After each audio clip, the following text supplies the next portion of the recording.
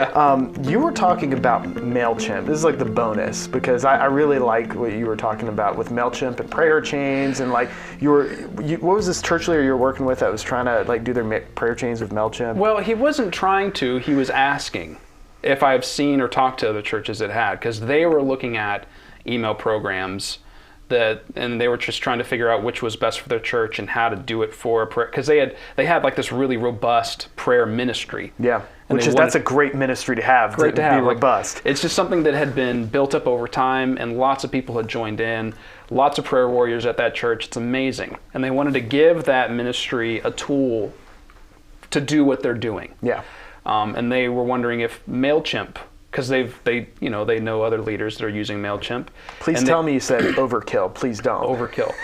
Mailchimp is great. Yes. Full stop. We'll just kind of say that. It's great. It is great. Like that sounded condescending. Mailchimp is great. It really is. I like Mailchimp. I've used Mailchimp. I actually didn't enjoy using it. I'll be honest. Really? I didn't enjoy it. I felt your word was overkill. In my experience at that small church, it was overkill. Yeah. To have a newsletter for a small church where only a dozen people will read it, and then to take all the time to like customize that template and make it for us, and then log in and make sure the subscriptions and all of that is up to date. Like, it just was a lot. It is a lot, and at one time Mailchimp was a lot easier to use. Yeah. When I first started using Mailchimp, because I've been using Mailchimp for years and years, basically since it started, and I still think they are the best in the game in terms of putting together a product that makes it easy for you to create beautiful emails and then shoot them out to your people and have drip campaigns and stuff. But since they were purchased by Intuit, which we talked about this a little bit, things have changed. The world is changing. But it's still a great tool. And here's my argument for using a tool like Mailchimp to do things like your newsletters is you want your newsletters, a lot of times it's like the first impression, or not first, second, maybe third impression of your church, because the first is usually your church website. Yeah, website. Second is the in-person visit. And so when you're sending out these newsletters to people, like especially like maybe someone who is thinking about joining your church and they've joined the newsletter, like that's an impression you want to make good. Yeah. So I would argue that no matter how big your church is, using a tool like Mailchimp is a good tool to use. But when it comes to prayer chains, spending time and energy to customize like a template, and when it literally should just be like, hey, can you please pray for so-and-so? She's in the hospital. Done. Yeah. Why log into Mailchimp, do all that work, create the campaign when you can literally just hop on to ChurchTrac or whatever church management software you use where you already have segments built to be able to just quickly shoot out an email? Yes. That's where we're both just like, what? Why would you use Mailchimp for that? Why would you use Mailchimp for that? It's overpowered, but it's also like, it's not even built for that purpose.